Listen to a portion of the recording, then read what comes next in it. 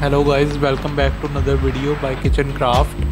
तो आज की इस वीडियो में मैं कुछ शेयर करूंगा वास्तु के टिप्स जो आपको ज़रूर ध्यान में रखने चाहिए जब भी आप अपना नया घर या अपनी नई किचन बनवा रहे हैं। एज अ किचन डिज़ाइनर जो मैं आज आपसे वास्तु के टिप्स शेयर करूंगा, ये बेसिकली किचन में तो ज़रूर देखे ही जाते हैं, पर इनसे आपको अपने ओवरऑल घर के वास्तु के बारे में भी आइडिया लग जाएगा। तो चलिए दोस्तों, आज शुरू करते हैं इस वीडियो को।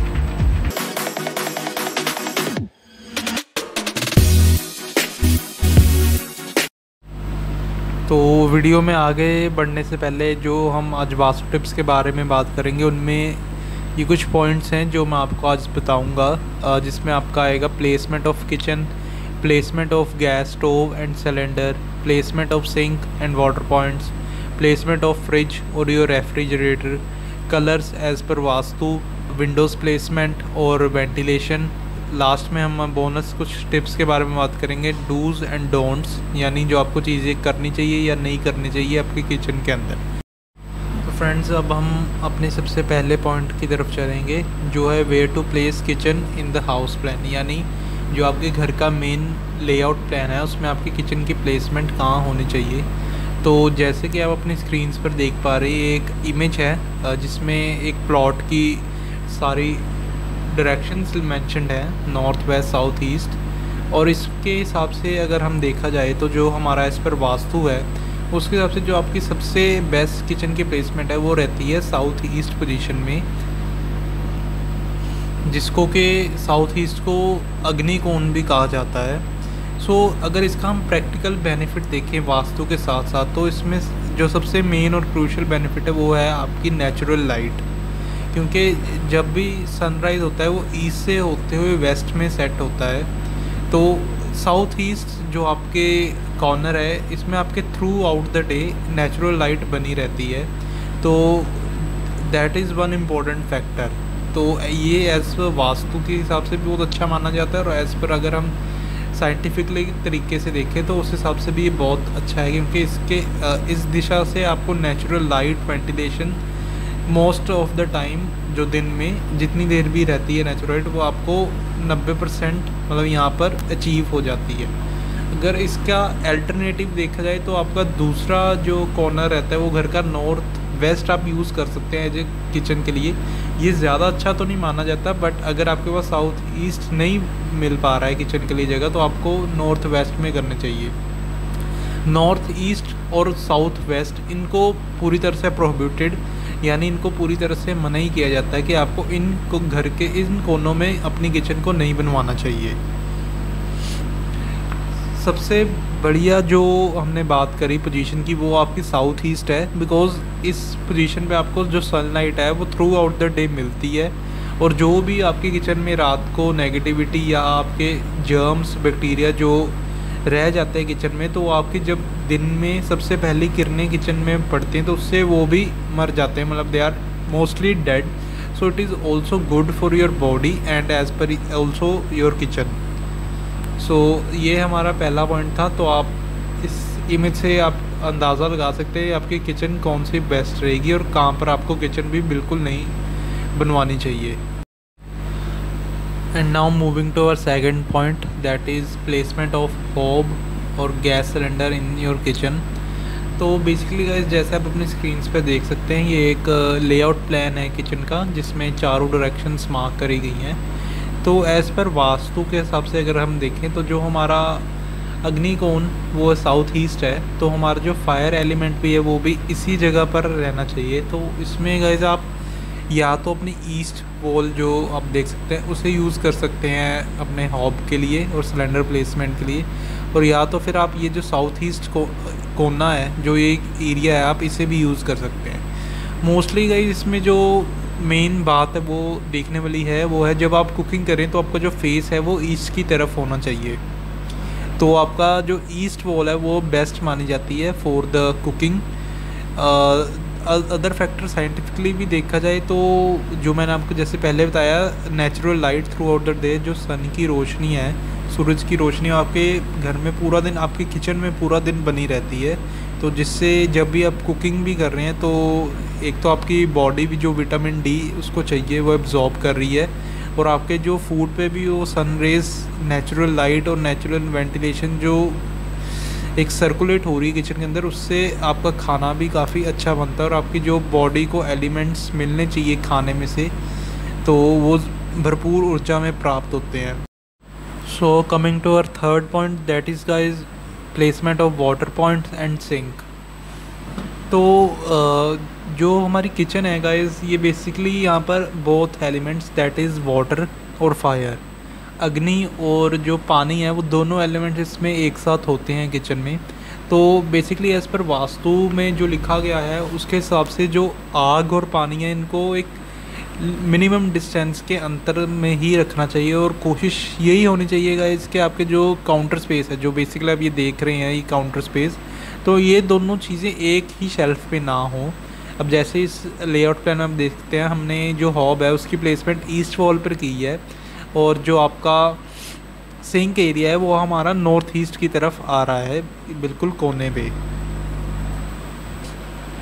तो एज़ पर वास्तु गाइज ये बस इसमें आपको सिर्फ यही ध्यान रखना है कि आपके जो अग्नि और जल का स्थान है वो दोनों में एक मिनिमम स्पेस मान के चलिए अगर आप, तो 5 फीट मिनिमम रहे और कोशिश यही करनी चाहिए कि दोनों अलग अलग काउंटर स्पेस पर हों।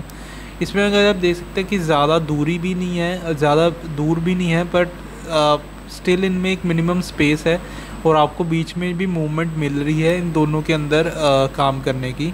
सो ये चीज़ें ज़रूर आप अपने डिज़ाइनर के साथ डिस्कस कीजिए जब भी आप अपनी किचन को रेडी करवा रहे हैं।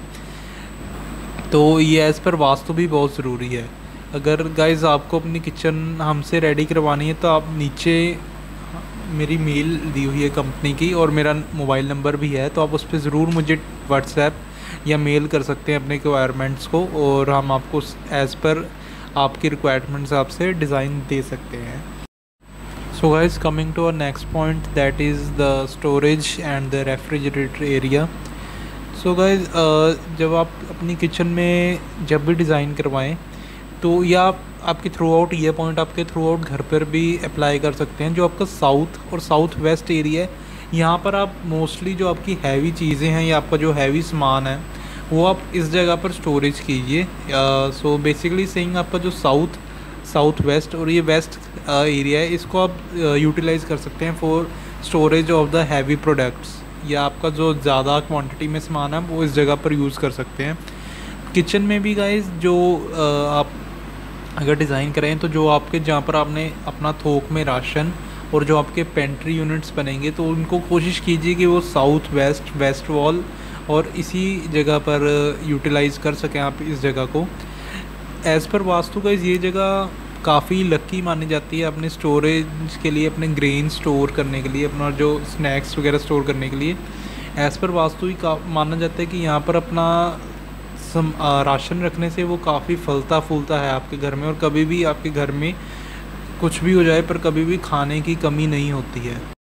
So coming to our next point guys, that are colours. तो गाइस कलर भी वास्तु में काफ़ी इम्पोर्टेंट एक फैक्टर प्ले करते हैं। तो एज़ पर अगर वास्तु देखा जाए तो उसमें ब्लैक कलर है जो वो टोटली डिसएग्री किया जाता है। आप अपनी भी किचन में मत यूज़ करें या कोई भी रूम में ब्लैक कलर को कम्प्लीटली ब्लैक कलर को अवॉइड कराते हैं वो।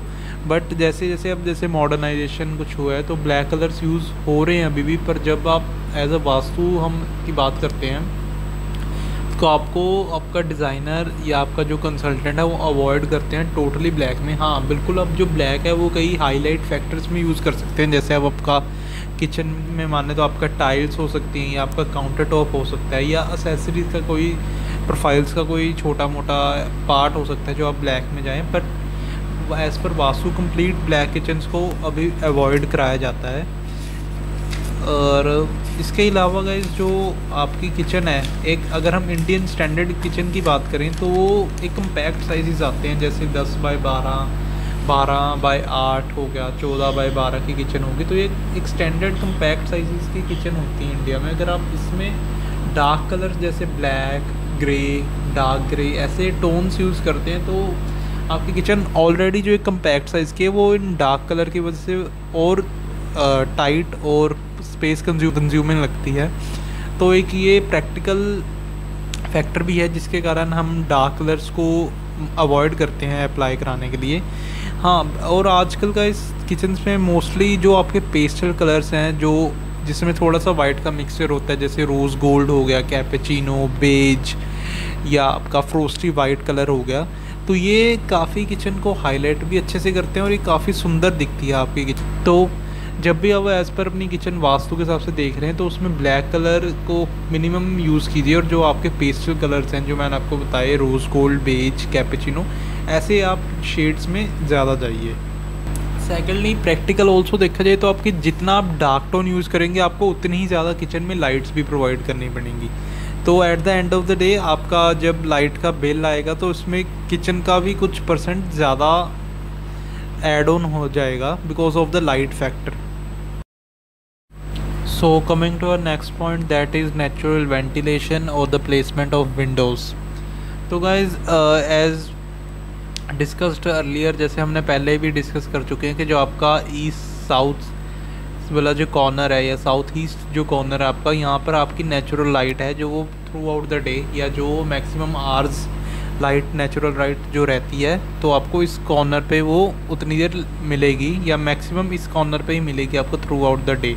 तो जो आपकी विंडो की प्लेसमेंट भी है गाइस, वो ईस्ट, नॉर्थ ईस्ट और आपका ये साउथ ईस्ट, इस डायरेक्शन में आप उसको रख सकते हैं।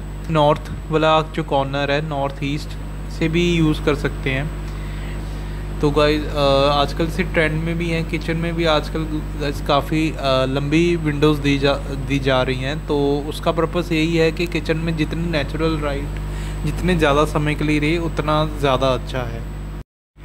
तो गाइज़, इस वीडियो के अब अंत में हम कुछ बोनस पॉइंट्स की बात करेंगे जो एज़ पर वास्तु आपको ज़रूर देखना चाहिए, जिसमें आपका सबसे पहला और बेसिक पॉइंट है कि डोंट प्लेस किचन अबव और बिलो द टॉयलेट।